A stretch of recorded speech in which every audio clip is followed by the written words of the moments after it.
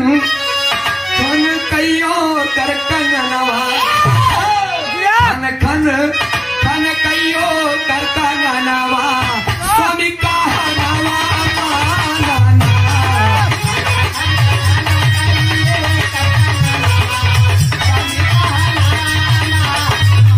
गाने वाला बेहतर नहीं होता है, सुनने वाले बेहतर होते हैं दोस्त।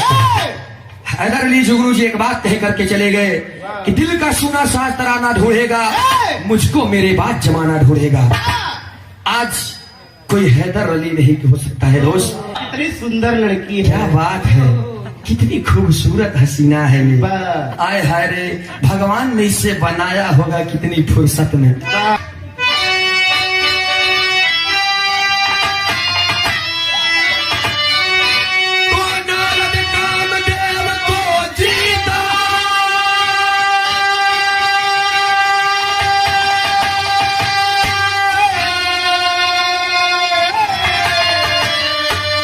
पढ़िए बोल रामायण गीता,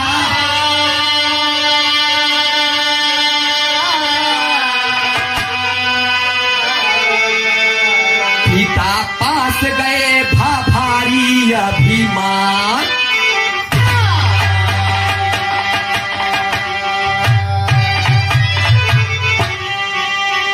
याद है दोस्त, गाने वाला बेहतर नहीं होता है, सुनने वाले बेहतर होते हैं दोस्त। हैदर अली जुगनू जी एक बात कह करके चले गए कि दिल का सुना साज तराना ढूंढेगा, मुझको मेरे बाद जमाना ढूंढेगा। आज कोई हैदर अली नहीं हो सकता है दोस्त, लेकिन इस बात का मैं आप लोगों के बीच में उम्मीद जता करके एक बात कहना चाहूंगा कि ध्यान लगा करके बिहार को सुनेंगे तो हमारी पेशकश न उम्मीदवार नहीं होगी दोस्त। एक बार नारद जी ब्रह्मा जी के पास में जाए के कहन की प्रभु ए बाबू बाबू हो बाबू कहन का कहन दुनिया के बियाह कराए दे है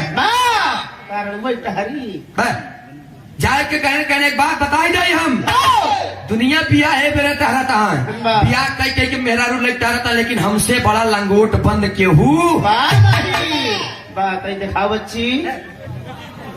जब इतना बतिया कहन कि हमसे बड़ा कामदेव पर विजेता कोई पाने वाला है ये नहीं है। ब्रह्मा जी कहने लाल ए हमारा लड़का ठीक बा तो के घमंड भइल बा, तू अपन ओके रखा, लेकिन याद रहे कबहू देखा कैलाश पर्वत की ओरी जाया, यही बतिया तो उनके दिल में लग गया कि हमेशा हमारे बाबू हम के मानत रहे, मना ना कर रहे ना, कौन सी ऐसी बात हो गई।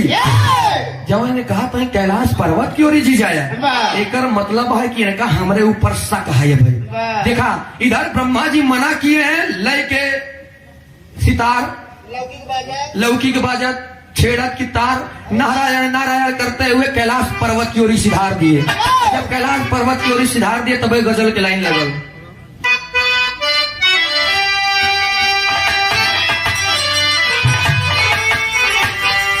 कोनो प्रेमी और प्रेमिका की बात बरोस, लड़का जा करके लड़की को कहता है हेलो माय डियर, चल पलट बहुत मार खा गया। जब इतना कैसे hello my dear come here, लड़की कैसी है अपन शकल देखिए मुझे छेड़ने आए हो, हमारी बात करते हो तो सुनो मेरी बात। लड़की लड़के से कहती है क्या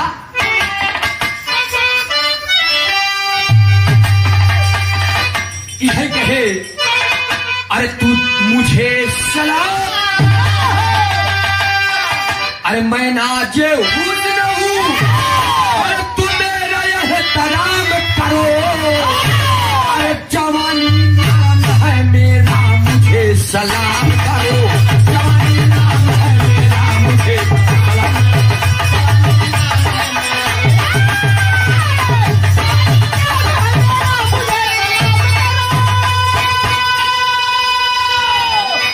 मैं नाजे हुस्न हूँ तू मेरा एहतराम करो, और जवानी नाम है मेरा मुझे सलाम करो। अरे लड़कीवा के बतिया सुन के लिखवा का दाप तेरी इतने पे लगा है कि हल्के में ले। अरे मैं तुझे सलाम भी करूंगा, प्रणाम भी करूंगा, आदाब भी करूंगा, नमस्कार भी करूंगा, लेकिन मेरी भी एक बात है तुमसे। कौन बात कहे अरे तुझे सलाम करो, तू मेरा भी एक काम करो। अरे अपनी मस्त जवानी हमारे नाम करो, अपनी मस्त जवानी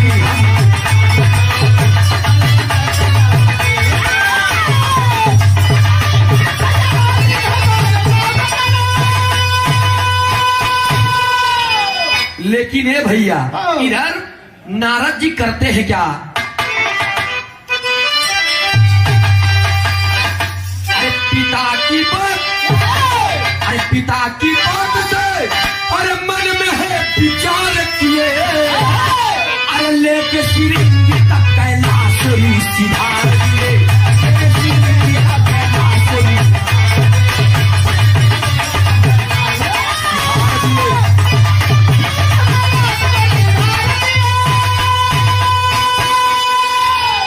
पिता की बात सुनकर मन में विचार किए, अल्लाह के श्रृंगी कैलाश और सिधार दिए। जब कैलाश और चलन तब भाई ब्रह्मा जी एक माया के नगर रच दिए। विष्णु के बुलाए है, विष्णु हमरे बेटौना नरदा की घमंड हो गया, हमरे बेटवा नारद के घमंड हो गया बा। विष्णु जी कहे 1 मिनट भैया बस इनका घमंड हम तोड़ देते हैं। तुरंत विष्णु जी एक माया का नगर रचते हैं, जिस माया के नगर का नाम श्रीनगर बताया गया दोस्त। और श्रीनगर के राजा के रहल महाराज राजा शिलनिधि महाराज रहे। अब यहाँ दरबार लगा बा, गौर करेंगे दोस्त, बिरहा के सुनने वाले मित्र बारीकियों पर ध्यान देंगे, क्योंकि बिरहा का मूल अंश कहानी हुआ करती है। रुपया पैसा हमके ना चाहिए, लेकिन समय आप लोग अगर समय का योगदान दे रहे हैं, रात भर नींद खराब कर रहे हैं, तो सूरज यदुवंशी से कुछ लेकर के जाइए दोस्त, याद रहे। भाई दिखाई में पौआ है, पूरा बोतल के मजा दे पैसा दे। हमारे प्रति घमंड तो बात होगा, कहे इधर चलिए। जब देव ऋषि नारद जी जाता है रास्तवा में, तब तक रास्ता में वही महाराज के दरबार के फुलवारी में एक सुघर कन्या रहे। सुघर कन्या रहे, वो कन्या करक का बन नजम के लाइन में बतावल गई।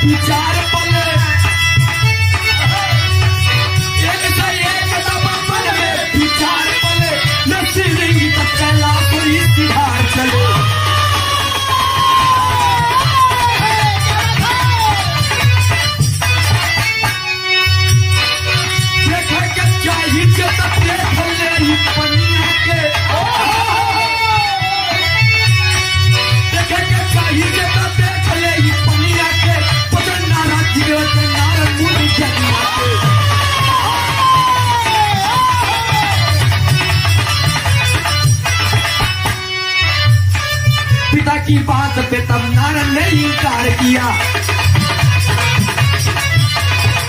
पिता की बात पे नारद ने इनकार किया, पिता की बात पे नारद ने इनकार किया। मुझे राजा के दरबार दिया।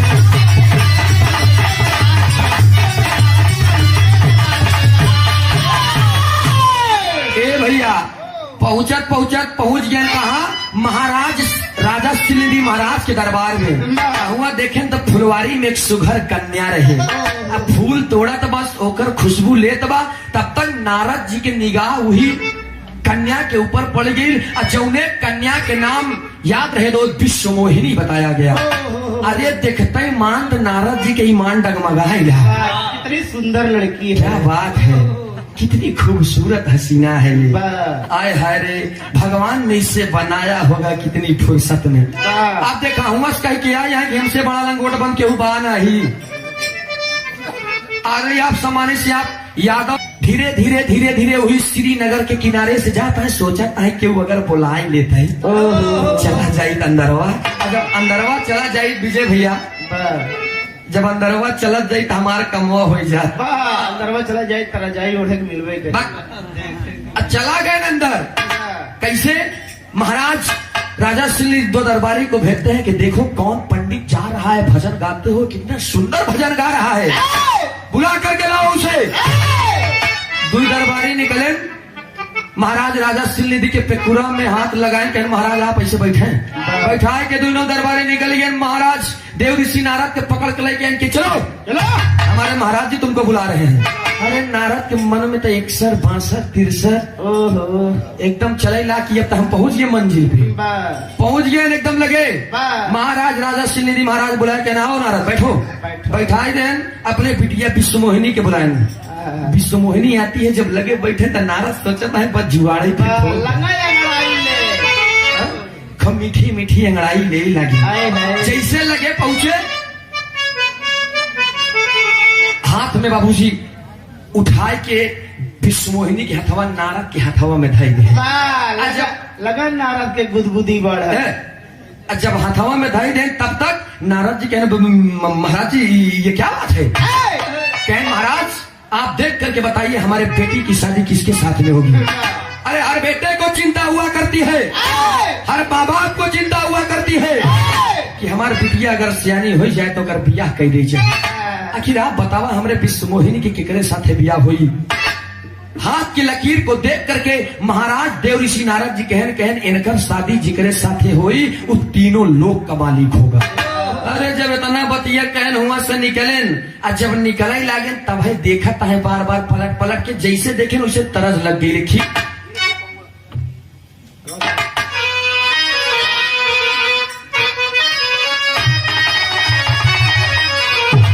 कितना पुरानी चीज दिखाई, पुरान चीज में बहुत दम होता मास्टर साहब। जैसे जैसे पुरान चाउर, पुरान गुड़, पुरान दाल, पुरान दारू, पुरान मेहरारू। अच्छा सही बात है, अगर काकी नानी माई दादी हरे न रहे तो आजकल के बेटीनी का पता कि का कहाँ कैसे हो।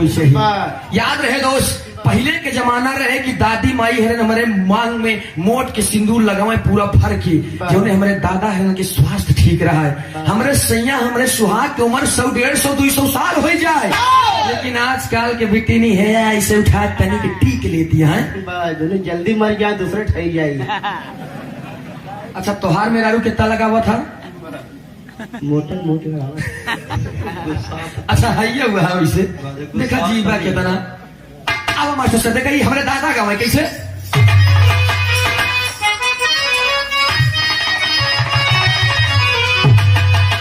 अरे धीरे धीरे पाऊंगा, धीरे धीरे पाऊंगा धारा पारी धनिया जोड़े घूम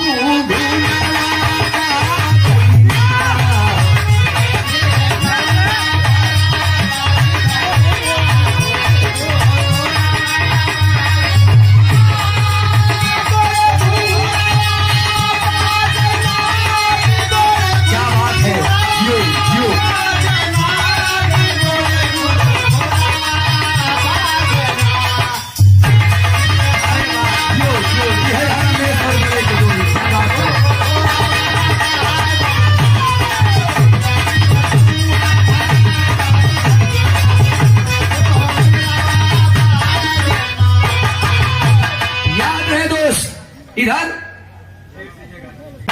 आइए। हमारे विजेंद्र भैया जी का कहना है का फिर से गावल, लेकिन एक ही गाओ, लेकिन यहाँ पर ओरिजिनलिटी देख कैसे कहे। ओहो अरे अब ही छेड़ा ना डागरिया कुंवारी कन्या की विचार लड़का परेशान करता है। लड़कीवा का अरे अब ही छेड़ा ना डागरिया नरमयु मरिया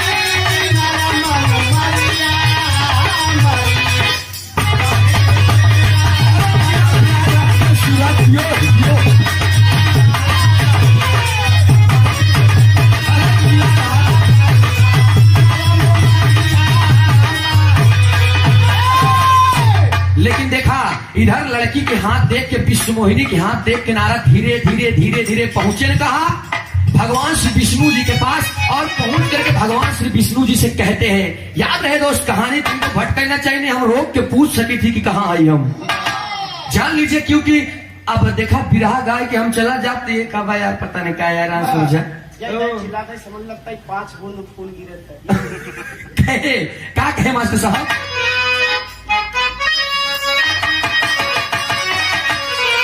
विष्णु जी के सामने जा करके कहते हैं कि स्वामी आज तक हम रड़ुआ जाता काहे रे, कहन काहे कहन हमरे मन जोगे दुल्हे नहीं मिला, की बात नहीं रही, तब बाहर नेटवर्क वही फेल रहा।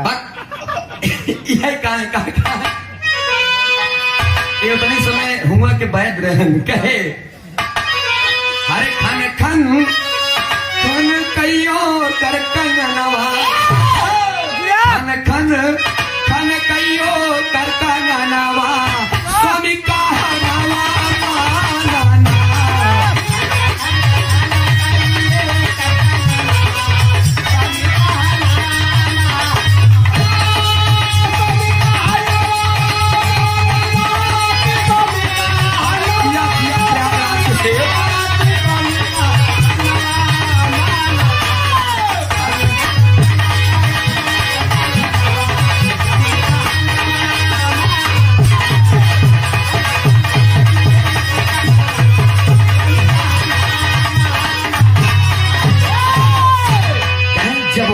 हथवा हम पकड़े ना स्वामी, ये बाप रे कंगनवा जब लड़ाई तो जान ला जितनी बार कंगनवा लड़ाई उतने बाल चीर के हमरे दिलवा के धक-धकी बाढ़ है। कहता कहे का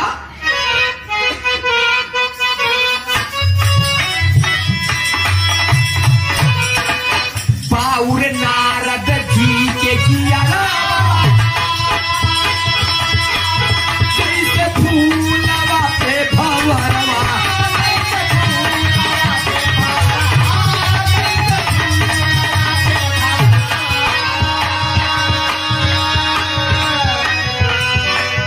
में नाही मोर परनवा, बस में नाही मोर परनवा, स्वामी कहन हमार तनिको बस में जान नहीं बा, जान ला कहन हमसे तोहका चाही का, कहन स्वामी अरे बाप रे बाप ओकरे हम हाथे एक लकीर देखे ओकर साथी ओकरे साथे हो जे तीनों लोग कमानी होगा। कहता हमका प्रभु आज तक हम आपसे कुछ मांगे नहीं, हमारे माई बाप है आप सब, हमका आप आपन चेहरा दे दिया।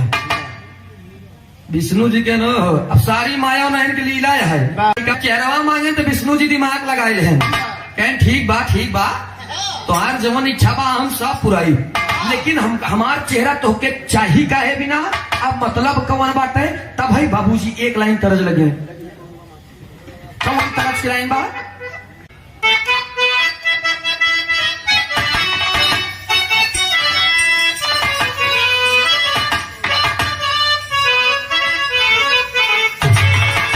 यह गीत लाइन में देखा हमारा माई बहन के गीत या सोधी माटी के गीत दोस्त आज धीरे धीरे हर चीज लुप्त हो जा रही है। कैसे काम है? अरे बजी है कांगनवा माथे लगी है जब चाउलवा,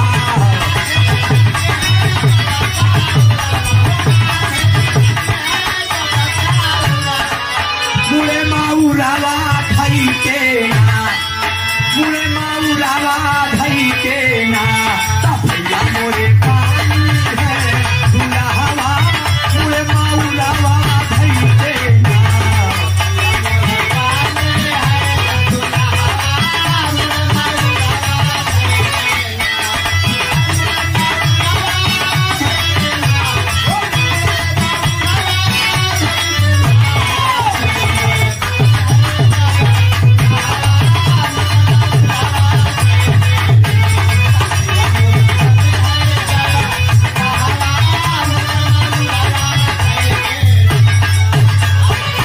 लेकिन आज नारद जी भगवान श्री विष्णु जी से सवाल करते हैं कि प्रभु जिंदगी में आज तक हमने आपसे कुछ नहीं मांगा, बस आज हम मांगते हैं। क्या कहते हैं?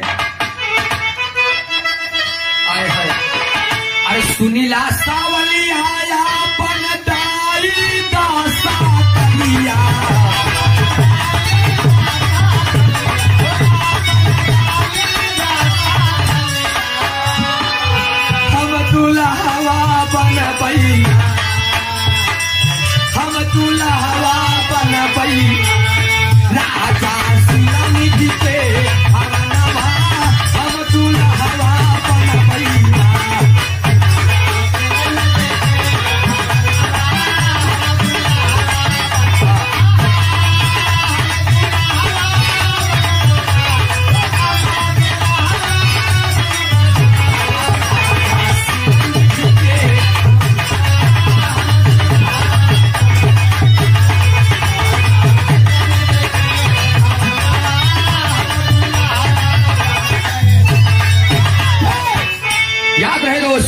इतना जब कहें तो विष्णु जी कहें कि यू मस्त तो कहें, लेकिन चेहरवा के कर दे। याद रहे दोस्त, इधर आशीर्वाद दे देन की जा तुहार मनोकामना पूर्ण होए। आज जब इतना कह दे तो राजा खुशी में नाचे लागे नारद जी। आज जब खुशी में नाचे लागे तो इधर महाराज राजा शिलनिधि स्वयंवर रख देते हैं, एकदम सजाए के विश्व मोहिनी के खड़ी गई हैं। अब विश्व मोहिनी वरमाला लेके तैयार बा कि जे तीनों लोग के मालिक होई तो वही करी।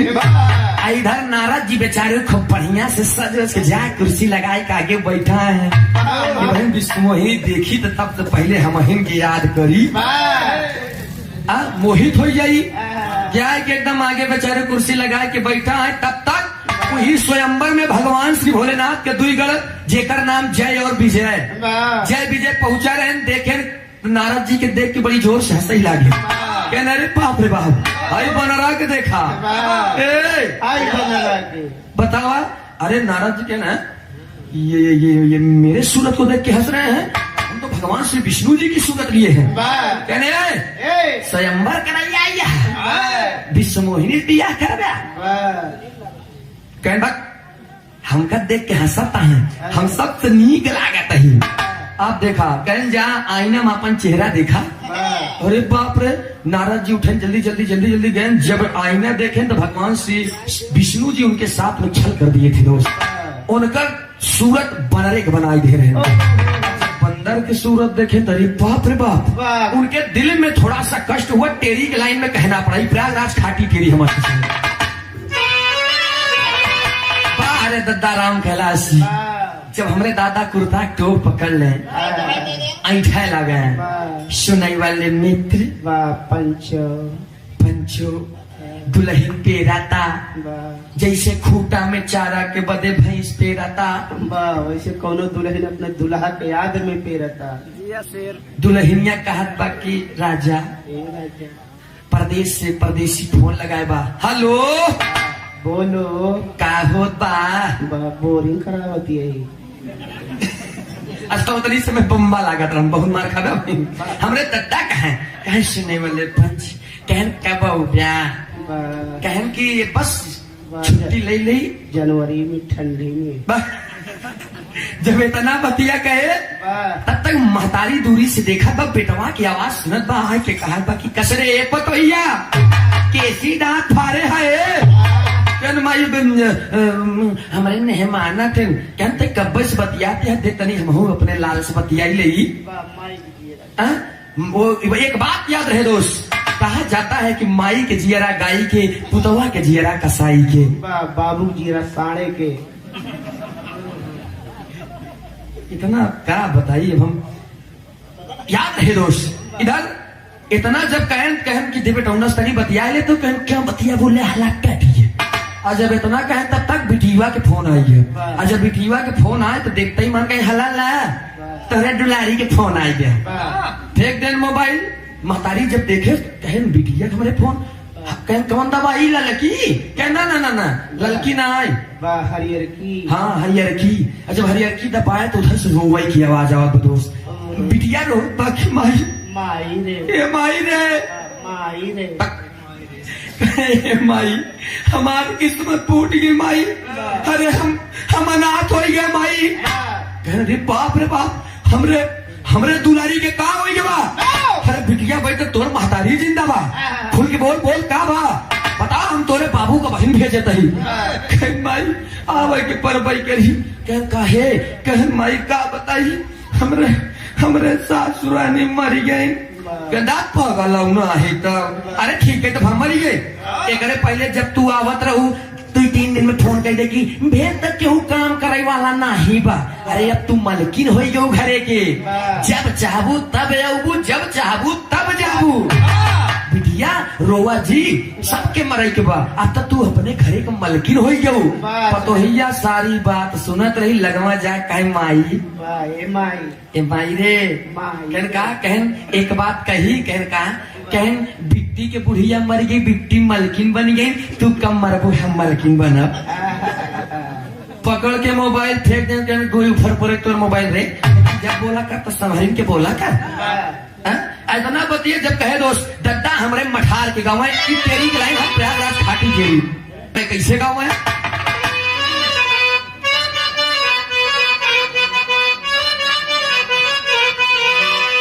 आए आए अरे आई आई सजाई कर से कैसी रचना आई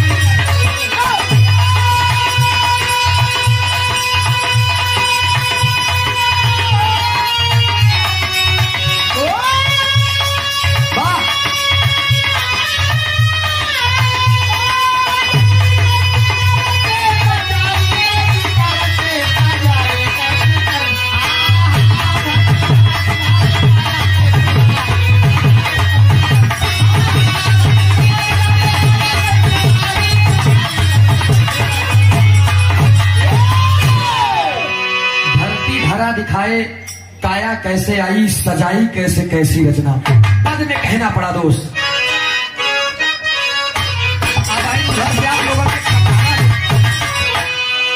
उधर से आप लोगों के ककारा में पद सुने के मिला बिरहा की खेती प्रयागराज जौनपुर आजमगढ़ तो छोड़ दो उधर जौनपुर सुल्तानपुर अमेठी कौशाम्बी में हुआ करती थी तब जब जनाब श्री गुरु हैदर ले जिया करते थे लेकिन आज बिरहा जगत ही सुना हो गया दोस्त जब हम बिरहा की शुरुआत कर रहे तब हमारे गुरु उस्ताद श्री राजा रामपाल कहन बेटवा इससे बिरहा ना हुई हमके तब कहन ककहरा आधार शब्दबंदी डोमरी बंद छंद जंजीरा सीधा पला चक्रव्यूह मंडल कबीर पंथी उल्टवासी इतना चीज याद करा और ना औरो बहुत बा हमें और यह दिया न करा तब बढ़िया बिरहा इतना कहन पहले टेरी से टेरी कटी जात रही मीडिया लगी है मैं क्या बताऊं उस्ताद श्री गुरु राजा रामपाल जी हमरे दम नहीं रानी 102 वर्ष की उम्र में मैंने उनको गुरु माना था दोस्त आज के कलाकार जानते हैं क्यों नहीं बढ़ते हैं उनका ही लगा बा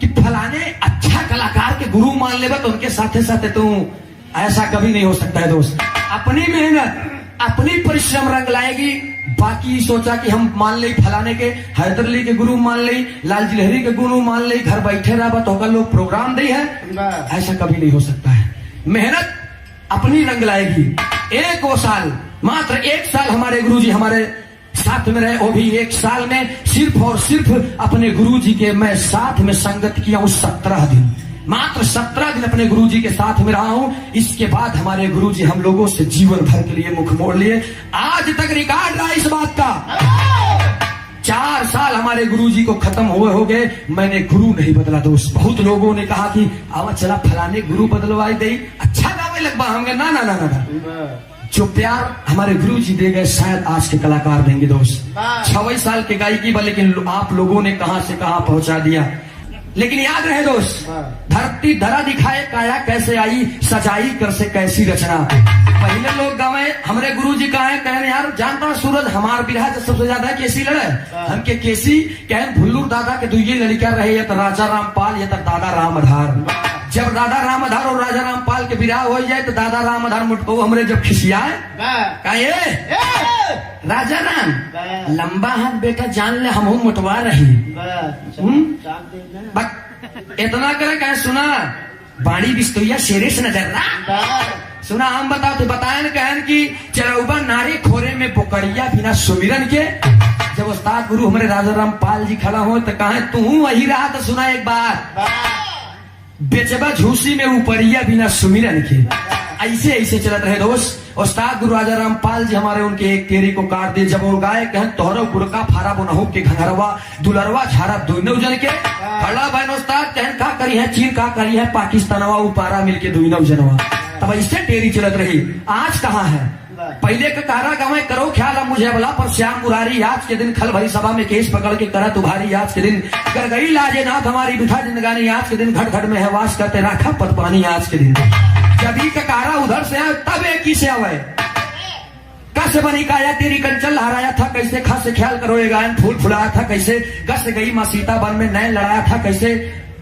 घास से घोर बिया वन में बाण पे तीर चढ़ाया था कैसे अंगा से अंग जोड़ जोड़ के चाम चढ़ाया था कैसे तभी चलत रहे अधर में आदि आप सम्मानित श्री बिहार के सम्राट एक मुकाबले में मैंने अधर गाया था उनसे चाचा लाल जी लहरी जब हमसे गाया कि रो कर कहे सिया हर लिया दुष्ट गद्दार का करी जी हमारे यहाँ पर एक शब्द आगे वाला बंदिश में चलता है एक शब्द आगे वाला बंदिश में चलता है तब ककहरे की शुरुआत होती है उधर एक शब्द रोक दे ककहरा खत्म हो जाई ओ का कहा दिन हलक बंद तब वो बताए रो कर कहे सिया हर लिया दुष्ट गद्दार का करी रो कर रा बंदिश बनाए और करी अब उधर का हटिया बाटे रे रा लगाए देवर रोकर कहे सिया हर लिया दुष्ट गद्दार का करी तब उस समय हमने गीत को जवाब में पलटा था कि रोक अगर रक्त लखन का गिरा नहीं था लखन गिरे थे गस खाकर ऐसे ऐसे गीत चलत रहे दो समझाता समय ना ले अब कहानी पे आप सब गौर करेंगे इधर पद में कहना पड़ा ककहरे से पदबा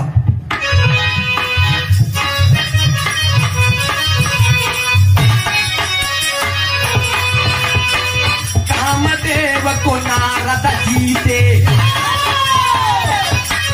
मन में भारी भायती मां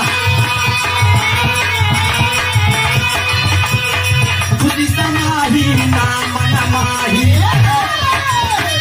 चल गए विष्णु भगवान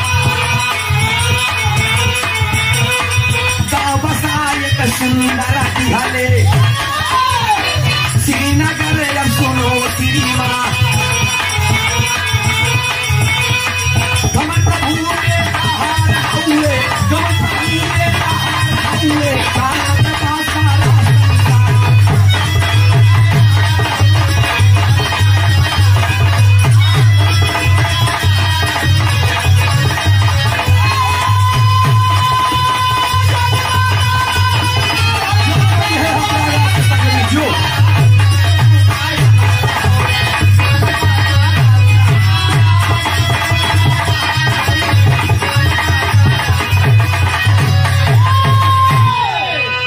याद रहे दोस्त आज विष्णु जी बंदर का रूप दे दिए जब बेचारा नारद तड़प रहा है बाहर दुनिया के मालिक दीनानाथ अरे आज मैंने आज तक कभी आपसे कुछ नहीं मांगा था लेकिन आपने मुझे बंदर का रूप दे करके मेरे कलेजे को तड़पा दिए हैं यही से वहां से बाबूजी चल देते हैं और इधर विष्णु भगवान स्वयं आकर के विष्णु मोहिनी से शादी करते हैं विष्णु मोहिनी के हुआ और नहीं लीला रहे विष्णु जी के विष्णु मोहिनी माता लक्ष्मी जी थी दोस्त लक्ष्मी जी से विष्णु जी के शादी होगी इधर श्राप दे दिए देव ऋषि नारद जी एक नारी के चक्कर में आपने मुझे बंदर बना दिया है दोस्त तब देव ऋषि नारद जी श्राप क्या देते हैं पहपट की लाइन में कहना पड़ा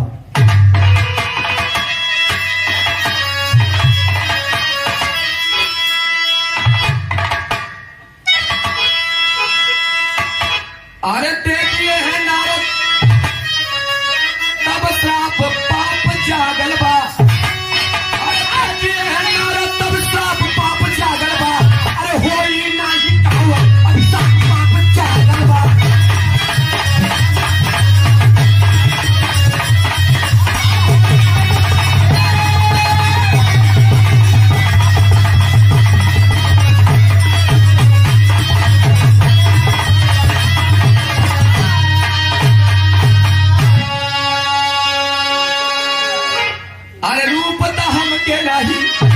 गृहला प्रभु राई हो सुंदर चेहरा छीन के बंदर दिया बनाई अरे ना अगर आपको मुझे अपना रूप नहीं देना था तो मेरा भी रूप छीनना नहीं था आपने मुझे बंदर बना दिए अरे धोली दुर्दशा रोवो जाई काप पाप अब जागल बा ओई नाई कबहू सब सब पाप जागल बा मैं श्राप देता हूं जिसे आपने बंदर बनाया है, बीते हुए कल सतयुग बीत जाएगा, जब दूसरा अवतार विष्णु जी आपका जब राम का होगा, यही बंदर आपका साथ देगा। आप देखा दोस्त, इधर जय विजय देखा था, जब हसन जय विजय ना, जय विजय को श्राप दे दे कि मूर्ख बाल को तुम लोग हंस रहे हो ना, कितनी सुंदर जिंदगी पा करके जाओ। नारा श्राप देता है कि अब से हर जन्म तुम लोगों का रास्तों में बीतेगा।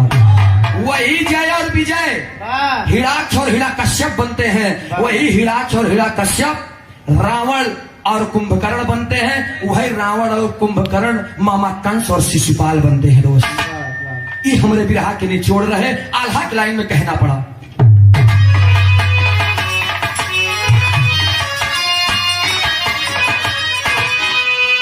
आए हाय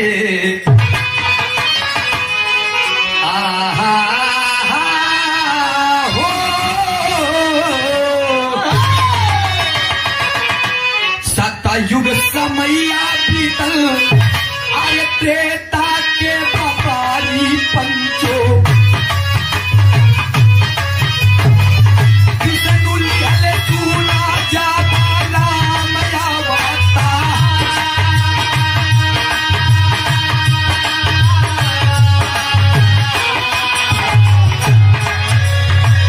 जय गौर की जय बनले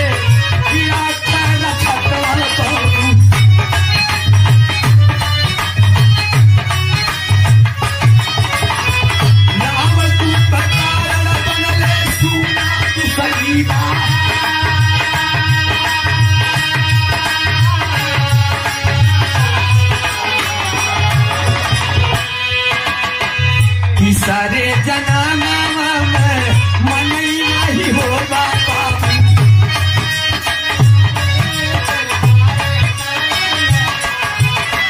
मामा कंस शिशुपाल के होई आवता,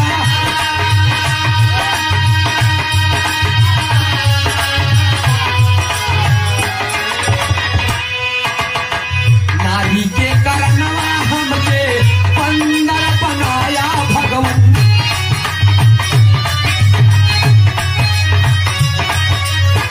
आगले जनाबा के धोखाना,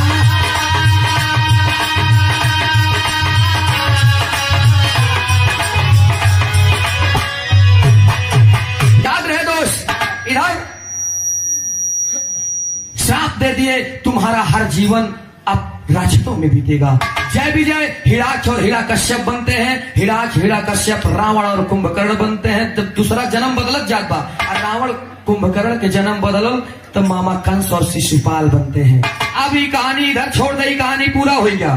अब उधर जवन बंदर बनाया है, कहें कि हमका बंदर बनाया है, लेकिन मेहरारू के चक्कर में अगला जन्म जब मर्यादा पुरुषोत्तम श्री राम का आएगा, यही नारी के चक्कर में, याद रहे दोस्त, इसी नारी के चक्कर में आप बन बन भटकेंगे और आपका सहारा यही बंदर होगा। प्रमाण मिला दोस्त, त्रेता में जब माता सीता जी का हरण हो गया था, तो उनका सहायक, उनका रक्षक कोई और नहीं, वही बंदर रूपी हनुमान थे। विरह का मतलब ये होना चाहिए कि चाहे जितना गवा, लास्ट में निचोड़ निकल के कहानी समझ में आ जाए, एक एक बात समझ में आ जाए। ओका विरह कह देते, बाकी अंड बंड गाएगा, ओका बेराह कह देते, खड़ी में कहा के पड़ल।